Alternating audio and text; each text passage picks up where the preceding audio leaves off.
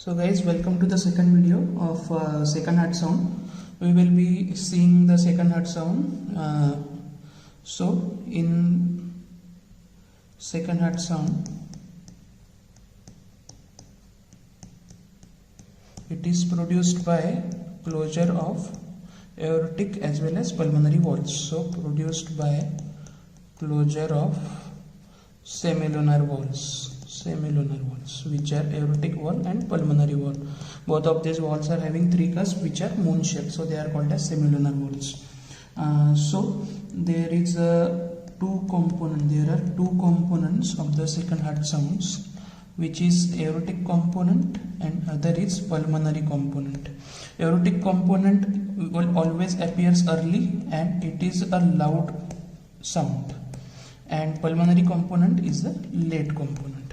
Now if we draw these S2 in phases of respiration, so this will be your S1 here, then there will be A2 followed by P2, then there will be S1 again. So this is your normal graph as you can show, but with variation with respiration, if we see variation with respiration, so we know what happens during inspiration and what happens during expiration. During inspiration there is negative intrathoracic pressure which will lead to increased blood flow to the right ventricle and right atrium and ventricles. So due to that increase in right atrium and ventricle, there is slight prolongation of the second heart sound. Second heart sound means P2 component of the second heart sound.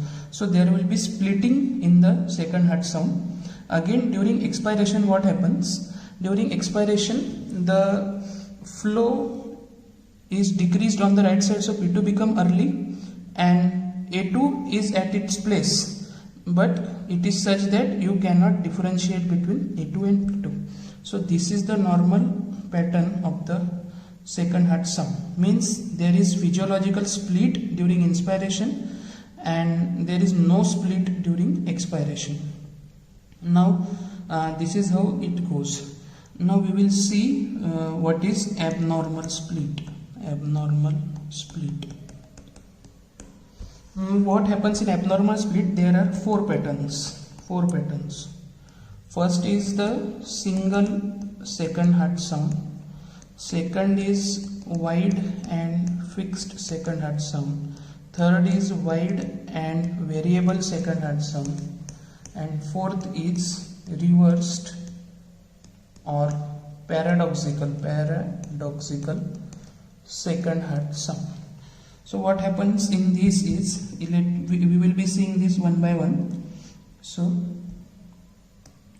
single S1.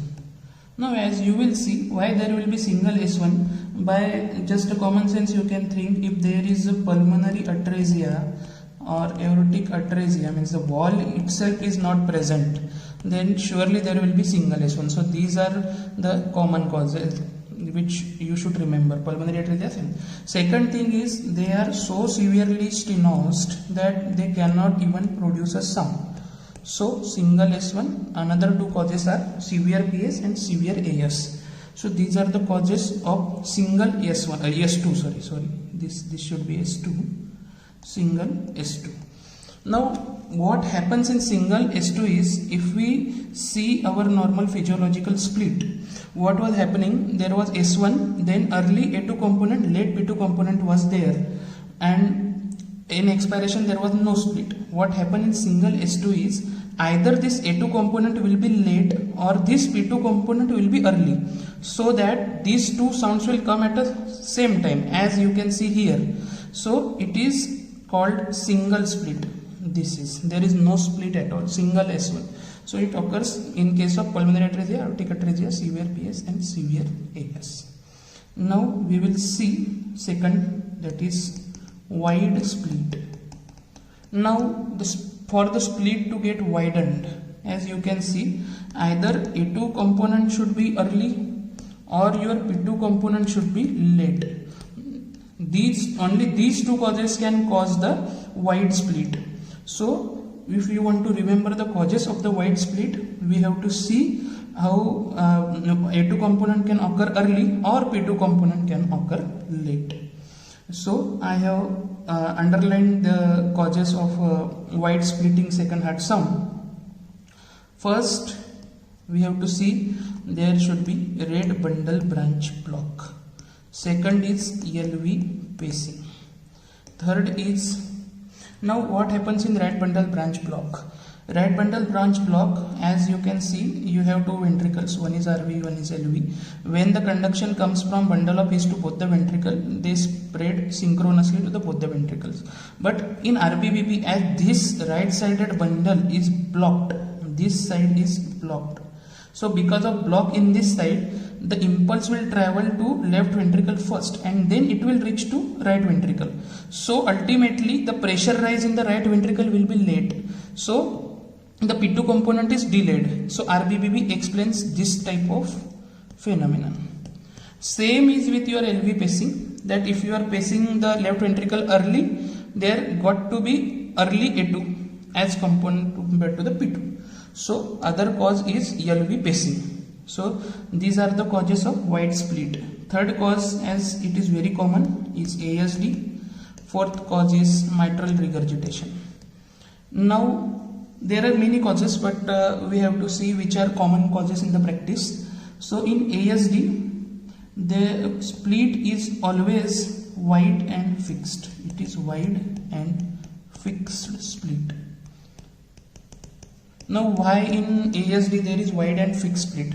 As you can see, these splits are mainly due to the pressure difference between these two chambers. These are atria, these are ventricles. But in ASD what happens? Your atria is having septal defect. So there is a shunting between these two chambers. So the pressure difference that was maintaining the split has gone in the cases of ASD. So there will be fixed split in cases of atrial septal defect. Then among the valvular lesions, mitral regurgitation. Mitral regurgitation also have wide and variable split. Now as we are seeing, we have seen the single H2, we have seen the wide and fixed split, we have seen the wide and variable split. Wide and fixed split, I have told you, in cases of ASD there is wide and fixed split. Other causes are all of the wide and variable splits such as mitral regurgitation, RBBP, LV pacing. Now there is fourth component which is called paradoxical split. So we will see paradoxical split. Now what is the main difference between the normal split and wide split was this. I will show you the diagram how the wide split will draw you. This is it. Now see, this is S1, aortic component and pulmonary component in expiration, then aortic component, pulmonary component in inspiration also. So during normal wide splitting, you are getting split in both the phases of respiration. In inspiration it is of course more because it is physiological also, and additive to this there is additional split. So split in both inspiration as well as expiration is called as wide splitting of the second heart sound. Now what is paradoxical split? In paradoxical splitting, as you can see here, during expiration the split is getting doubled. The split is getting evidenced, and in the inspiration there is no split. So this is how we will differentiate paradoxical split from wide splitting. In short, normally you will hear the splitting of the second heart sound during inspiration as well as expiration. But when the splitting will be heard only in expiration, then we will say that the split is paradoxical split. Now what are the causes of paradoxical split? Causes of paradoxical split, again, now for wide fixed split we have said LBBB. Now reverse to that, there will be LBBB here, as that was RBBB in the wide and fixed split. So that was the reason. Then paradoxical or reverse split, second cause is severe systemic hypertension. Third is severe aortic stenosis. Fourth is again RV pacing. So these are the causes for paradoxical split of second heart sound. So in LVBB there is paradoxical or reverse split, as left ventricle is excited late because of the bundle branch block in the left side. So RV will send impulses to the LV. So P2 component will occur early and A2 component will occur late. So that will be reverse split. In severe systemic hypertension and severe aortic stenosis, again there will be increased left ventricular pressure and a prolonged ejection of the blood. Why prolonged ejection? Because LV pressure is high, so it will take time for the ventricle to eject the blood. So again the A2 component will occur late, P2 will be early. So there is reverse paradoxical split in these conditions.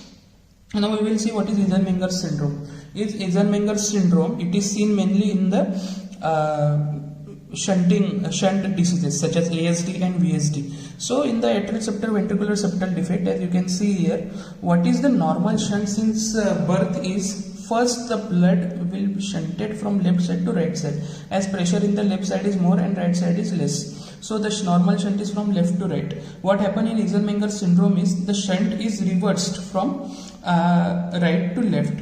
As the children become older, it becomes adolescent and adult, the shunt reverses because of the increased pressure. So when the shunt getting reversed, it is called as Eisenmenger syndrome.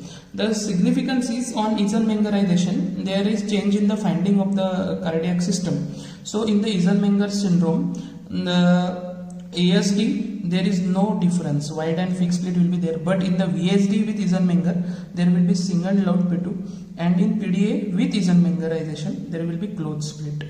So in both VSD and PDA, there will be closed splitting of the second heart sound, while in ASD it will be wide and fixed with Eisenmengerization. Next is, what are the causes of loud aortic component? Now the causes of loud aortic component, almost always it will be related to left ventricular side. So whenever pressure in the left ventricular side will be more, aorta will be more, there will be loud A2, as in cases of systemic hypertension, hypertrophic obstructive cardiomyopathy and severe aortic stenosis. All these three causes loud A2. And then an aortic regurgitation is due to syphilis and Marfan's. Normally the rule is regurgitant lesion will always cause a soft heart sound, but what happens in aortic regurgitation due to syphilis and Marfan syndrome is there is aortic root dilatation, which will lead to loud A2 component. So as if we speak normally, as in rheumatic AR or other causes, the A2 will be soft, but if it is due to syphilis, Marfan syndrome and other connective tissue diseases, if there is aortic root dilatation, then the A2 will be loud.